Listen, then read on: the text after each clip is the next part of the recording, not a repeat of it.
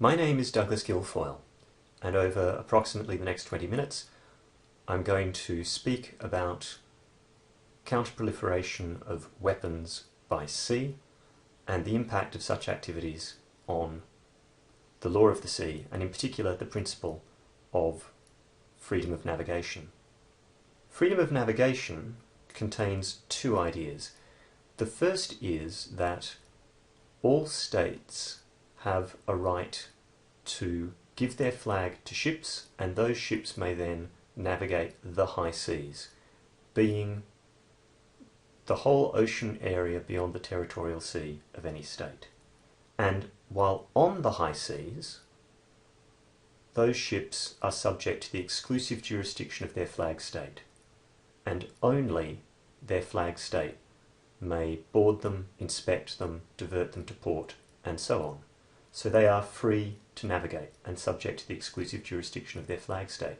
And efforts since 2003 to stop the spread of weapons, particularly weapons of mass destruction by sea, it was feared would impact on the freedom of navigation. And that's what this presentation will be about. So the questions I'll be asking is, has there been that impact on freedom of navigation by counter-proliferation activities? And essentially the answer is no. Which leads to the further question, well then why hasn't, if countering the proliferation of weapons of mass destruction by sea is so important, why hasn't there been more and stronger action? And in particular, this raises another question to my mind.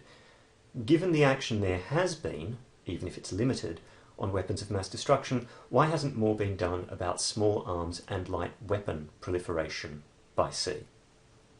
So this presentation will address then four things. The first is the Proliferation Security Initiative.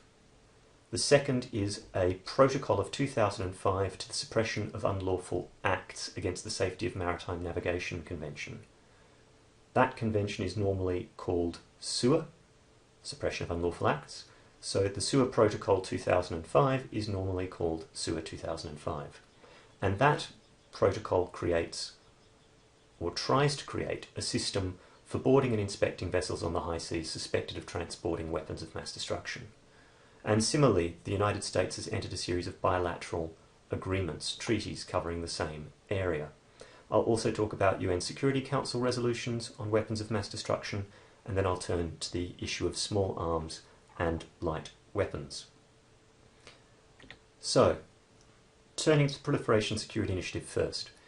The story starts with an episode in 2002. A Cambodian vessel called the Sosan was intercepted by Spanish forces acting on US and UK intelligence that it may have been involved in the transport of weapons of mass destruction. It was found to be transporting Scud missiles from North Korea to Yemen. However, that transfer was entirely legal, and so the Sosan was allowed to sail on. This resulted in President George W. Bush proclaiming that a Proliferation Security Initiative would be established. And the core of that Proliferation Security Initiative, the PSI, is its statement of interdiction principles. The PSI interdiction principles are not a treaty, and the PSI is not an international organisation. So the PSI principles are simply a set of political commitments. That is, all the states who are involved in the PSI, which is now more than 90, undertake to engage in cooperative measures to interdict or intercept weapons of mass destruction. And they undertake to do this within existing international law.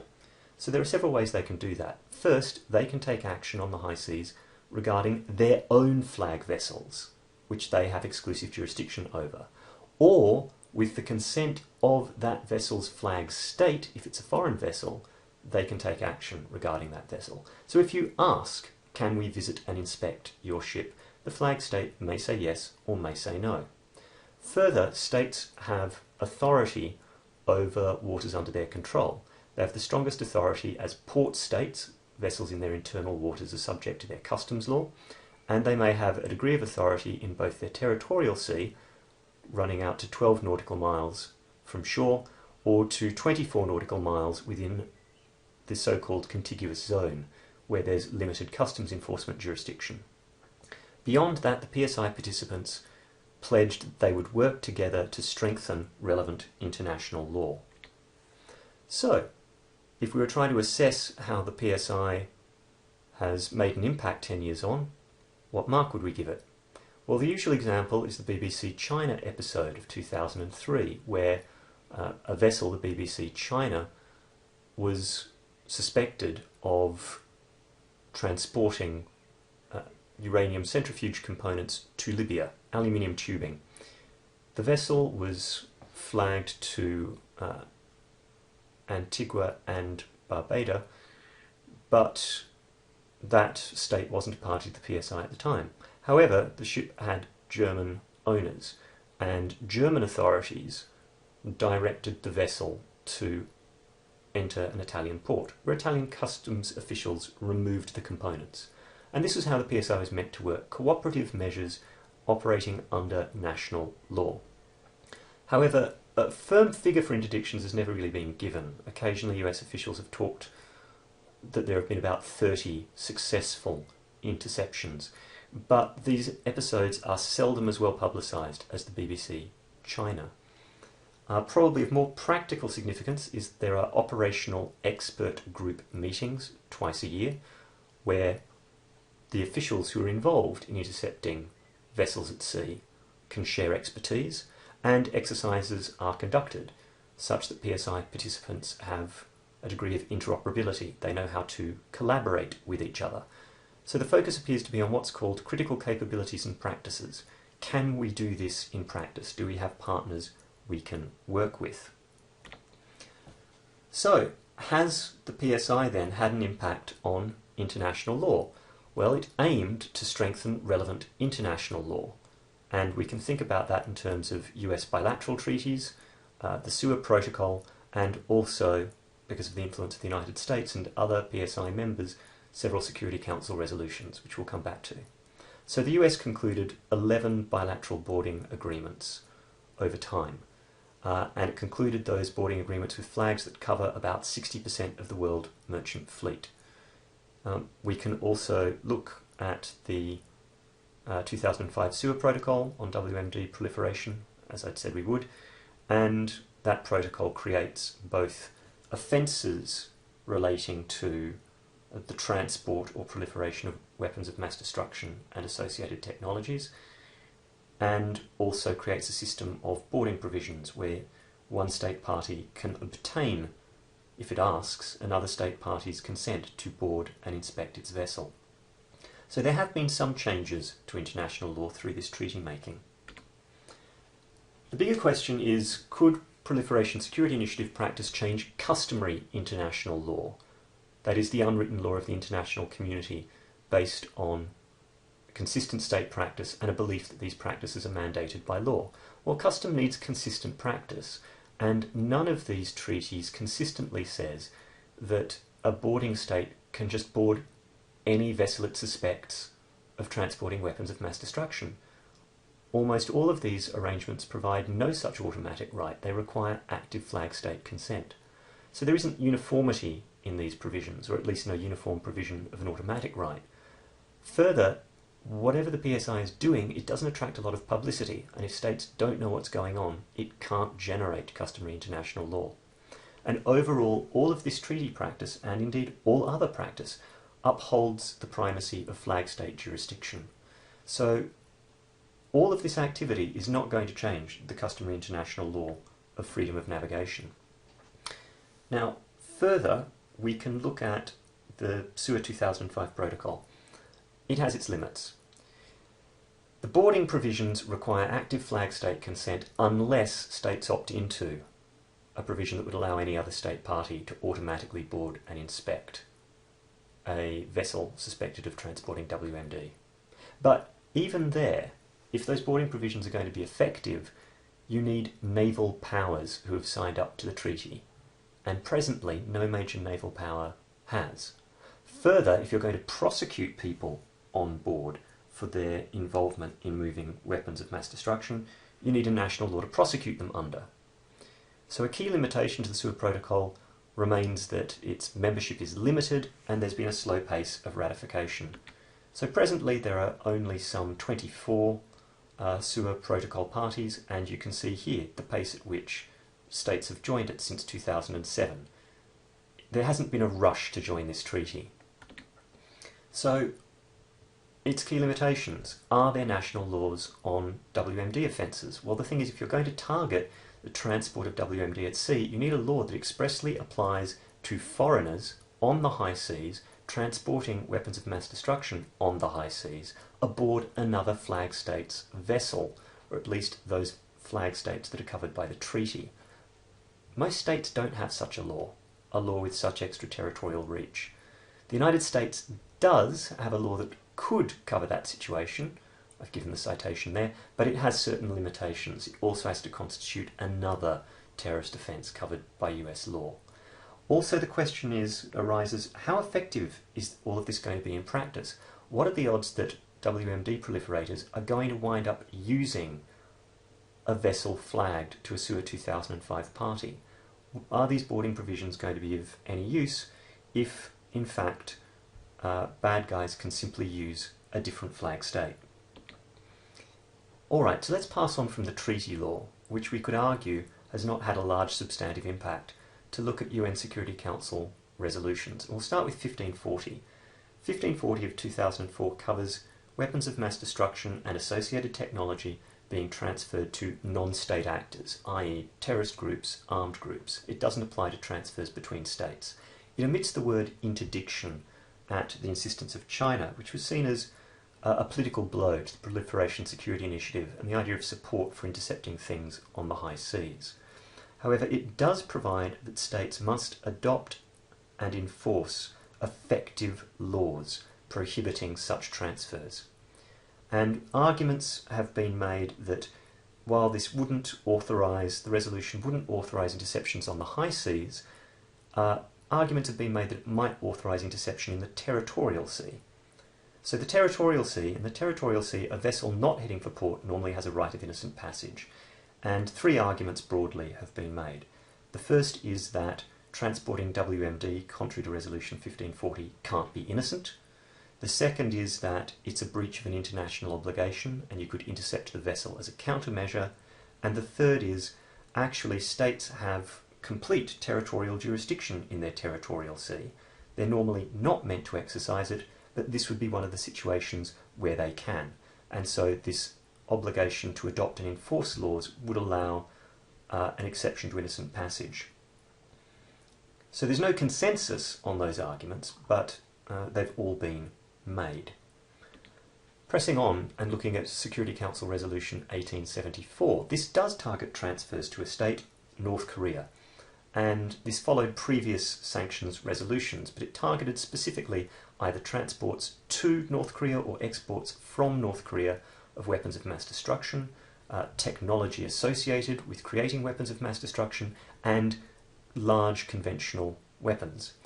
It called for vessels to be inspected on the high seas, but only with flag state consent. So no new exception to freedom of navigation was made. However, if the flag state did not consent to such an inspection, then under the resolution, the flag state must direct the vessel to go into port. And the resolution calls for port state cargo inspections to prevent these transfers and exports occurring. A similar regime targets Iran under Resolution 1929.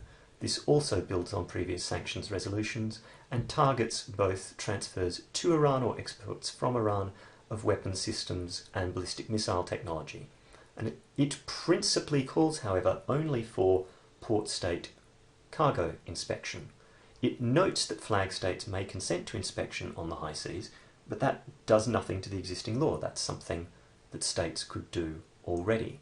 So effectively, Resolution 1929, even when targeting Iran, a state that's been subject to numerous sanctions regimes, does not impact on the right of Iranian vessels to freedom of navigation or the rights of any other vessels to freedom of navigation.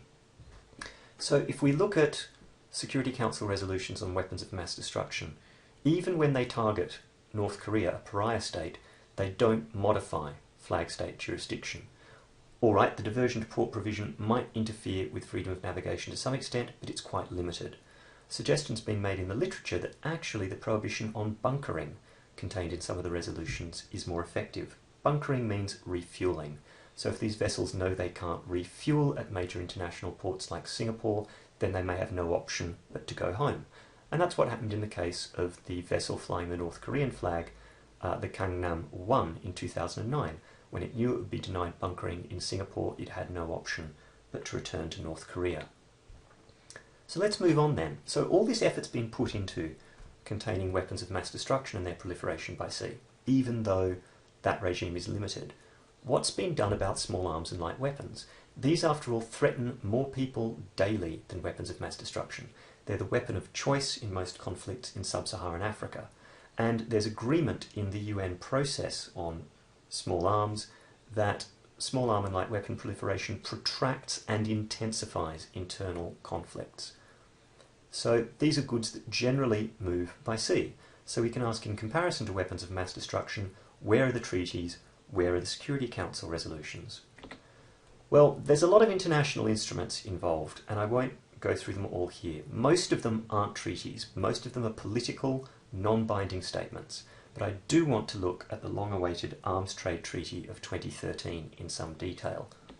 So the Arms Trade Treaty was concluded in the General Assembly this year. Its cornerstone is that states shouldn't export small arms or light weapons before conducting a risk assessment. Could these weapons be destabilising to a country? Could they contribute to a conflict? There is a wide exception to the treaty's application where the goods are being transferred and remain within the ownership of a state party. So that's a big carve-out. There are some very high thresholds before you're prohibited absolutely from transferring weapons. For example, that you have knowledge that they're going to be used in war crimes or genocide. And generally speaking, there are other exceptions to the risk assessment as well, such as states may consider confidence-building measures or, as it were, joint activities between states as alleviating the risks of an export. Further, the central enforcement mechanism here is voluntary reporting, which has not been very effective in the human rights context. Many human rights treaty bodies consistently lament how late states are with their reports. So, civil society, when it was lobbying for the Arms Trade Treaty, called for a number of things that the final document lacks. There are no provisions on marking or tracing weapons so that one can work out if they've been diverted or if there's been document fraud allowing them to go to the wrong people. There's no inspection or follow-up regime to see that weapons ultimately arrive only in the hands of the people they're meant to. There are no provisions requiring national laws that would create crimes of diversion or end-user certificate fraud or fraud of other documents used in the export process. And also, there's no provision on visit board search and seizure of vessels suspected of smuggling such weapons. And those visit board search and seizure provisions are found in numerous other international conventions, such as the Sewer Protocol 2005 and such as conventions dealing with the smuggling of narcotic drugs or the smuggling of migrants. It's not as if models for VBSS didn't exist elsewhere. Are there Security Council resolutions on small arms and light weapons? Well, there are, but they tend to be specific to certain conflicts. So maritime arms embargoes were imposed between 1990 and 1997 on Iraq, Yugoslavia, Haiti and Sierra Leone, and all of these were enforced at sea. But even then, some sanctions regimes dealing with certain states, such as 1874 dealing with North Korea, don't cover or even exclude small arms and light weapons. So they're not a universal provision of the way the Security Council deals with specific situations. So why is it so hard to address small arms and light weapons? Well, first, these are goods that have legitimate uses. For example, states may need them for law enforcement. As they're small, they're inherently easy to smuggle.